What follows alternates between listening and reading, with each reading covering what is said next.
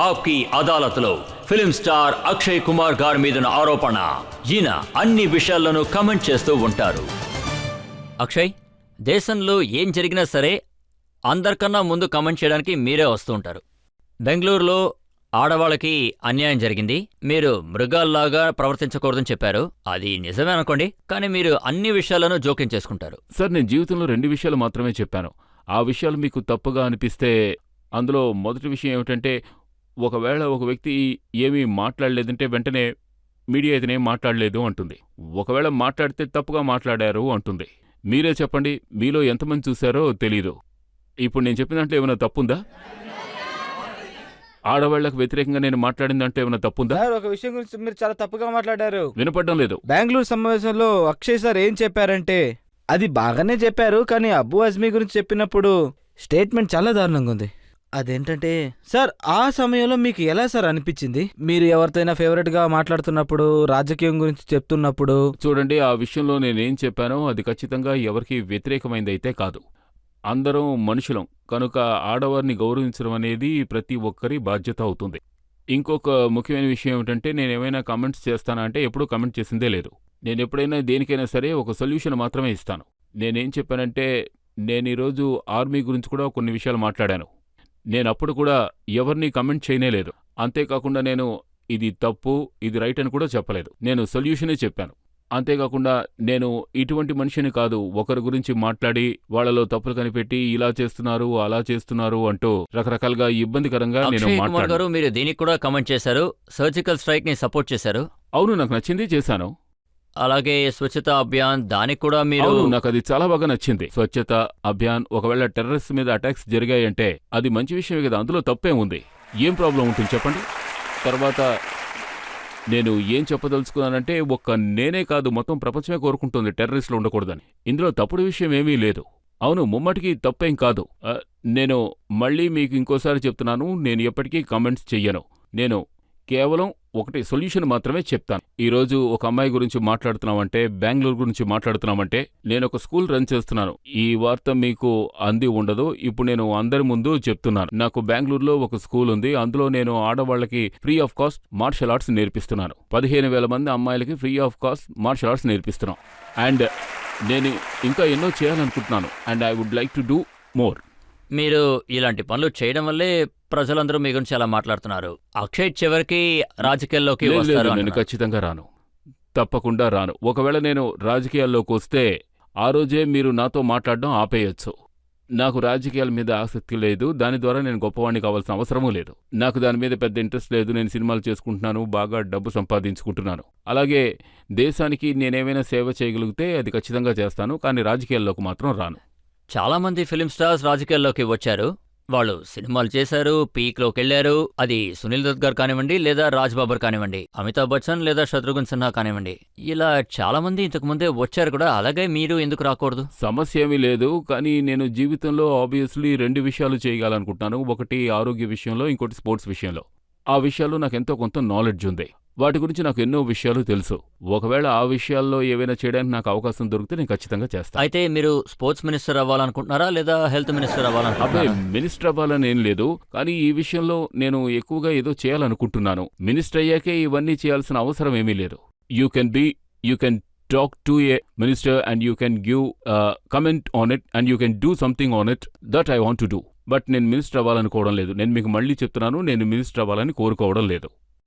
Akshay sir, మీరు ఈ ప్రోగ్రామ్కి వచ్చిన తర్వాత, మిమ్మల్ని ఫిలిమ్స్లో చూసిన తర్వాత మీ గురించి ఎంతో కొంత మాకు బాగా తెలుసు. కానీ నేను ఒక్క విషయం తెలుసుకోవాలనుకుంటున్నాను, నేనే కాదు ఇక్కడున్న వాళ్ళందరూ కూడా తెలుసుకోవాలనుకుంటున్నారు. అదేంటంటే, మీ 16 సినిమాలు ఫ్లాప్ అయ్యాయి. ఆ టైంలో మీరు ఎక్కడున్నారు, ఎలా దాన్ని హ్యాండిల్ చేశారు, ఇంకా మళ్ళీ మీరు ఇండస్ట్రీలో ఎలా రీఫార్మ్ అయ్యారు?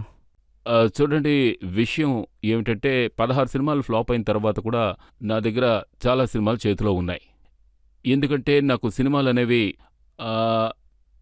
నేను బీయింగ్ ఏ ప్రొఫెషనల్ వల్ల సినిమాలు వస్తున్నాయి. నా యాక్టింగ్ టాలెంట్ వల్ల సినిమాలు రాలేదు. ఈ విషయంలో నేను ఎంతో హానెస్ట్గా ఉంటాను. తర్వాత ఎంతో కష్టం అనిపించింది. ఒక సీజన్లో నా సినిమాలేమీ ఆడకుండా పోయాయి. బట్ నాకెప్పటికీ గుర్తుంటుంది, నేను ఇంతకు ముందు బ్యాంకాక్లో పనిచేసేవాడిని. అక్కడ మార్షల్ ఆర్ట్స్ నేను నేర్చుకున్నాను. అప్పుడప్పుడు స్ట్రీట్ ఫైట్స్ కూడా చేస్తూ ఉండేవాడిని. సో అక్కడ నేను థాయ్ ఫైటర్స్తో ఎక్కువగా ఫైట్ చేస్తూ ఉండేవాడిని. అక్కడ ఎన్నో ఫైట్స్లో నేను ఓడిపోయాను కూడా. ఎన్నోసార్లు దెబ్బలు కూడా తగులుతూ ఉంటాయి. But the only thing was that you have to get up and again start working on it. So ఆ విషయం మనసులో ఉంచుకుని నేను ముందడుగులు వేస్తూ వెళ్ళాను. అండ్ భగవంతుడి ఆశీర్వాదం వల్ల నాకు మంచి సినిమాలు వస్తూ వచ్చాయి. నేను ఎంతో కష్టపడి పనిచేశాను. నాకు మంచి మంచి సక్సెస్ లభించాయి. అక్షయ్, మీరు మీ జీవితాల్లో ఎన్నో పోరాటాలను ఎదుర్కొన్నారు. అలాగే నగల వ్యాపారం కూడా చేశారు, ట్రావెల్ ఏజెంట్గా కూడా పనిచేశారు. ఇలా చాలా పనులు చేశారు. ఎందులోనైనా మీకు సక్సెస్ దక్కిందా? కుందన్ జ్యువెలరీస్ అమ్ముతూ ఉండేవాడిని. ఢిల్లీలో ఉన్న మార్కెట్లోంచి కొనుక్కు వెళ్ళి వాటిని తీసుకెళ్ళి ముంబై మార్కెట్లో అమ్మేవాడిని. అదే నా బిజినెస్. ఆ తర్వాత కల్కట్టాలో నేను ఒక స్పోర్ట్ బాయ్, అక్కడ ట్రావెల్ ఏజెన్సీలో అంటే డాకాలో పనిచేశాను. బ్యాంకాక్లో పనిచేశాను. బాంబేలో మార్షల్ ఆర్ట్స్ స్కూల్ రన్ చేసేవాడిని. అక్కడ ఎంతోమందికి ట్రైనింగ్ ఇచ్చేవాడిని. అదే నాకు పెద్ద పోరాటం. ఎప్పుడైనా మీరు అనుకున్నారా మీరు ఫిలిం స్టార్ అవుతారు, అది ఎంత పెద్ద ఫిలిం స్టార్ అవుతారని? లేదు, నేను ఏ రోజు అనుకోలేదు సార్. ఇది ఒక గొప్ప అనుభవమే. కానీ గుర్తుంది, ఒకసారి నా విషయంలో కోపంతో మా నాన్న నన్ను ఒక దెబ్బ కొట్టి ఏమన్నారంటే, యాక్చువల్గా నేను స్టడీస్లో అంత గొప్ప స్ట్రాంగ్ కాదు, చదువుకోకపోతే జీవితంలో నువ్వేం సాధించాలనుకుంటున్నావు అని అడిగారు. అప్పుడు తెలియకుండా చెప్పాను హీరోనవుతాను అని. కానీ ఎప్పుడూ నేను అలా ఆలోచించిందే లేదు. మనం నమ్ముతూ ఉంటాం కదా, నోటి మీద వాక్ సరస్వతి ఉంది, అందుకే ఆ వాక్కు ఫలించింది అని. ఆ విధంగా జరిగింది. అలాగే నాకు ఇంకొక విషయం కూడా తెలిసింది. ఏ గోడ ముందైతే మీరు నుంచుని ఫోటోషూట్ చేశారో సరిగ్గా ఆ గోడ వెనక ఉన్న ఇంటిని ఇప్పుడు మీరు కొనేశారట? అవును, అది నిజమే. యాక్చువల్గా నేను ఫోటోషూట్ లోపల చేయాల్సింది. కానీ వాళ్ళు అక్కడున్న వాచ్మ్యాన్కి చెప్పేశారు ఎవరిని లోపలికి రానివ్వకూడదు అని. ఆయన పని ఆయన కరెక్ట్గానే చేశారు. అండ్ ఇది యాదృచ్ఛికమైన విషయం. నేనెప్పుడూ ఇలా ఆలోచించిందే లేదు. ఖచ్చితంగా ఏదో ఒక రోజు నిజం చెప్తున్నాను, ఈ ఇంటిని నేను కొనేస్తాను అని. ఇదొక యాదృచ్ఛికమైన విషయం. అక్కడే నాకు ఒక ఇల్లు దొరికింది. పాత వాచ్మెనా లేదా మీరు మార్చేశారా? యాక్చువల్లీ వాచ్మ్యాన్ ఇది యాక్చువల్గా ఒక 25 ఏళ్ల క్రితం జరిగిన విషయం. అంతేకాకుండా ఆయన అప్పటికే వయసు అయిన వారు. ఆయన ఇప్పటికీ ఉన్నారో మీ లేదో కూడా జీవితంలో తెలియదు. చాలా విషయాలు యాక్సిడెంట్ గా జరిగాయి. ఈ విషయం కూడా యాక్సిడెంట్ గా జరిగిందా? రాజేష్ ఖన్నా గారి దగ్గరికి వెళ్ళి మీరు పని అడిగారట? అవునవును, నేను అడిగాను. ఆయన అవును. మిమ్మల్ని అసలు కలవలేదా? లేదు లేదు, ఆయన నన్ను కలిసి మాట్లాడారు. మీరు నా కొంప ముంచేలా మాట్లాడుతున్నారు. సో నేను ఆయన ఆఫీస్కి వెళ్ళిన మాట నిజమే.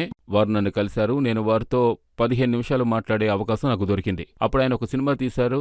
అందులో చంకీ పాండే హీరో. ఆ సినిమాలో జై శివశంకర్ ఆ సినిమా తీస్తున్నారు. అప్పుడు ఆయన ఏం చెప్పారంటే, చూడు బాబు, నేను నెక్స్ట్ సినిమా తీస్తే నిన్ను అందులో పెట్టుకుంటాను అని చెప్పారు. కానీ మీరు అప్పుడు ఊహించలేదు కదా ఆయన కూతురునే మీరు పెళ్లి చేసుకుంటారని? లేదు, తప్పకుండా ఆలోచించలేదు. అలా ఎవరు ఆలోచించగలరో చెప్పండి. ఇందులో ఉద్దేశపూర్వకంగా ఏదీ జరగలేదు. అంతా దేవుని లీల వల్లే ఇలా జరుగుతూ ఉంది. విధిరాతే మిమ్మల్ని ఇంత దూరం తీసుకొచ్చిందా? అవును సార్, ఖచ్చితంగా తలరాత, తర్వాత తల్లిదండ్రుల ఆశీర్వాదం ఇంతవరకు తీసుకొచ్చింది. తర్వాత హార్డ్ వర్క్. అవును, హార్డ్ వర్క్ ఓ వైపు ఉంటుందనుకోండి. ఎంతో మంది ప్రజలు నన్ను అడిగారు, కష్టపడి పనిచేయడం ముఖ్యమా, తలరాతం ముఖ్యమా అని. నేను ఈ విషయంలో చెప్పేది ఏమిటంటే 6 to 65% వరకు వాటాని తలరాతకిస్తాను, మిగిలిన 40% హార్డ్ వర్క్కి. బికాస్ తెలియడం లేదు, నా ఎక్స్పీరియన్స్ ఆ విధంగా ఉంది. ఎందుకంటే ఇండస్ట్రీలో ఉన్న స్టూడియోస్లోకి నేను ఎన్నిసార్లు వెళ్ళినా నాకంటే కూడా గుడ్ లుకింగ్ కుర్రాళ్ళు ఎందరో ఉండేవారు. వాళ్ళు ఎప్పటినుంచో ఎదురు చూస్తుండేవారు, ఎంతో ప్రయత్నిస్తూ ఉండేవారు. నాకంటే మంచి యాక్టర్స్, నాకంటే చక్కటి డాన్సర్స్. కానీ వాళ్ళకున్న ఒకే ఒక లోటు, అది వాళ్ళ అదృష్టం. వాళ్ళకి సరైన టైంలో అవకాశాలు రావడం లేదు, సరైన పనులు రావడం లేదు. And that is what I feel. That is that I think I got lucky and I came out.